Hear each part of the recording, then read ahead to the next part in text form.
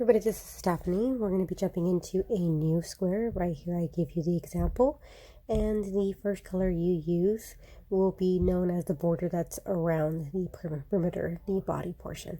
Now I'm going to be having written instructions on the screen as well as me telling you down the line. I always recommend that you watch the video beforehand just so you can see all the tips, tricks, and techniques. That way you can see if this will work out for you and just give you a better understanding overall.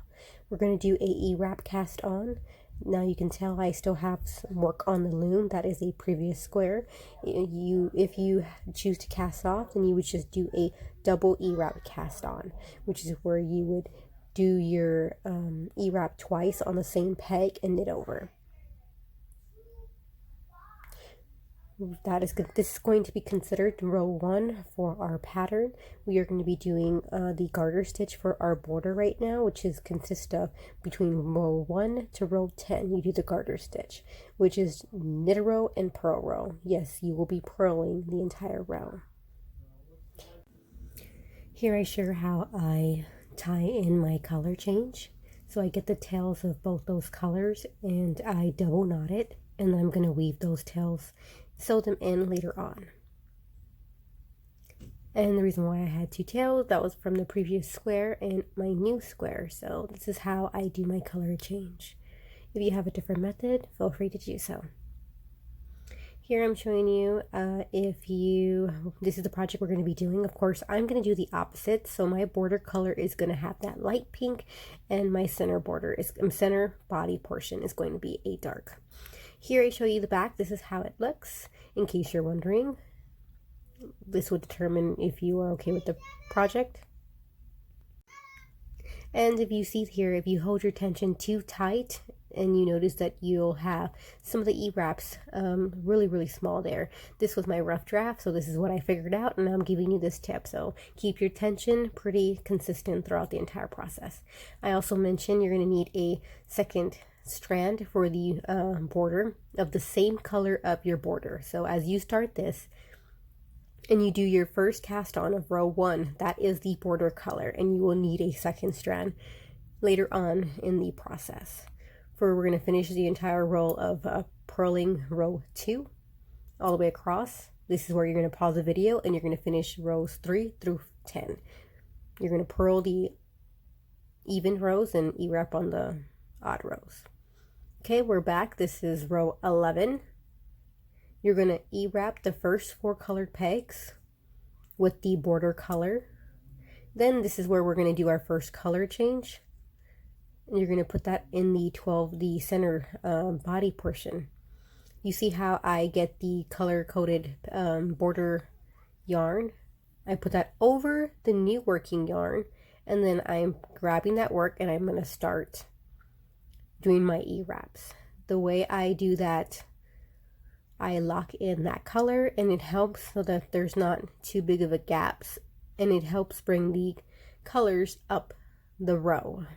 We cannot carry our yarn through the loom as you would as knitting or crocheting does. So by me doing that one color over the other, it helps us be able to bring it.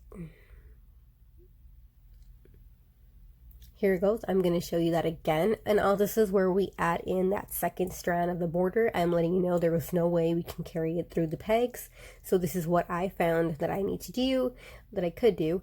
If there are other options, you are free to do so. This is just how it works for me. You're going to do a slip knot.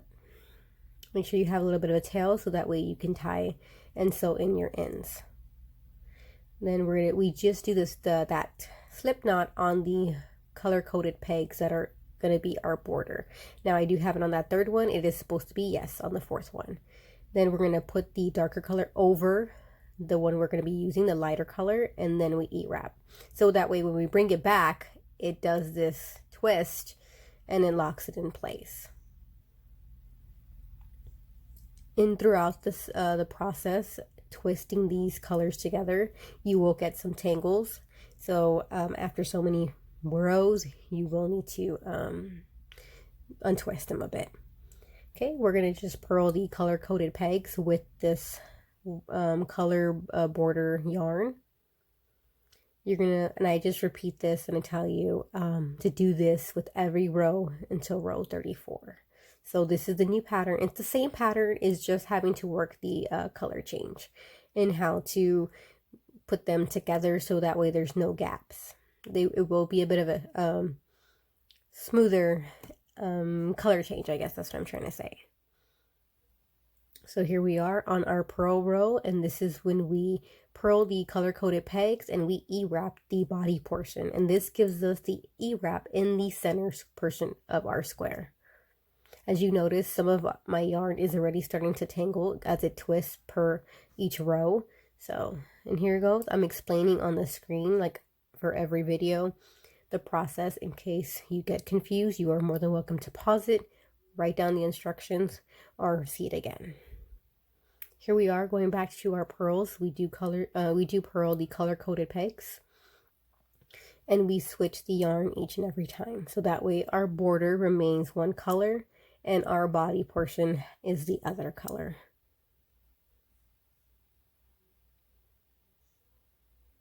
This I mentioned on the screen, again, having 3 colors, it tends to twist and you will have to do some untangling throughout the process. Thankfully, it's a small project, so it's not too big of a deal. Row 13, we're going to E-wrap. Then we change our colors where we place the lighter pink over the darker pink, and then we pull the pink and we E-wrap like normal. And you do this throughout the entire process while we have our 3 strands. We place our working color, the darker pink, down, and then the lighter pink over the pink. So basically, as you're dropping one and you're picking up the other, that's when you're doing that twist.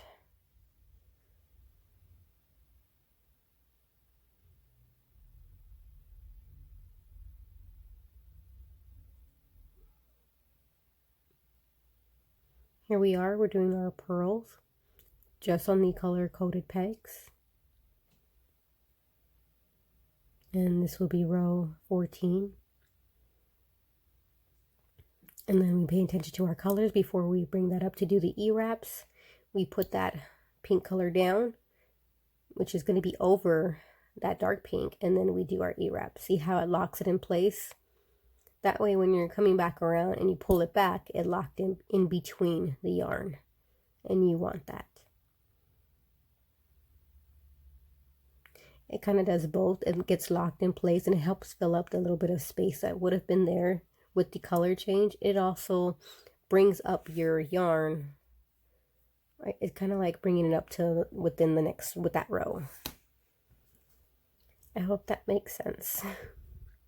Here we are with the other border portion, and we're doing our purls for row 14. This is where I'm going to have you pause the video and do the same pattern with the color change to you do N34. By 35, this is when we're going to jump back in and I'll help you do your border, which is the last edging, which would be the top edging, or you consider that the bottom. You'll do your garter stitch just like the beginning. You do 10 rows of the E-wraps and the purls each row. But for this, before we start our E-wrap, as we start our E-wrap, you're going to cut the excess strands. The excess strands will be that darker pink and the border, colored border pink that's on the right. You'll do it the same way that we've been doing it before. Cut it, double knot it as you go across, and then weave in your tails.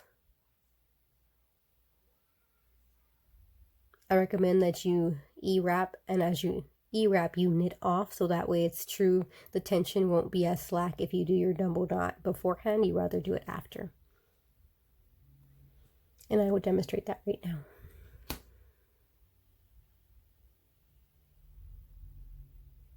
Here I'm just making sure I get rid of all the strands so that way they're not in the way and it's not as tangled. And this is where I show you how to take off the colors. There we go. Before I do that, I'm going to knit off so that way the tension is true. I don't want to do my double knot there and then knit off, because there may be some slack where the knot is.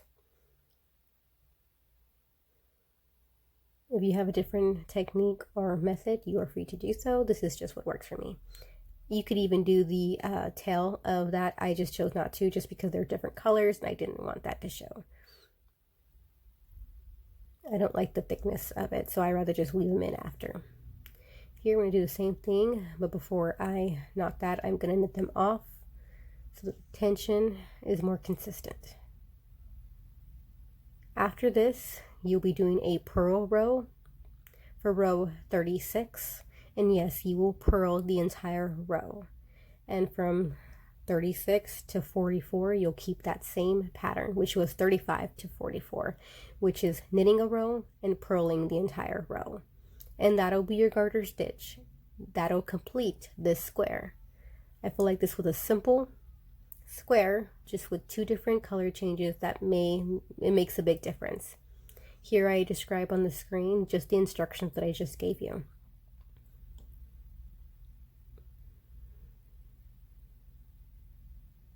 You'll be doing your garter stitch, the last 10 rows from 35 to 44. And here it is, all completed.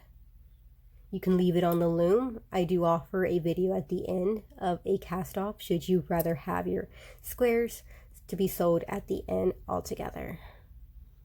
Here's a picture of our completed project. As always, I hope you got inspired, you got creative, just made anything. Feel free to share on Instagram. I can put down both my name and the hashtag Loom Knit Squares if you feel like sharing what you create.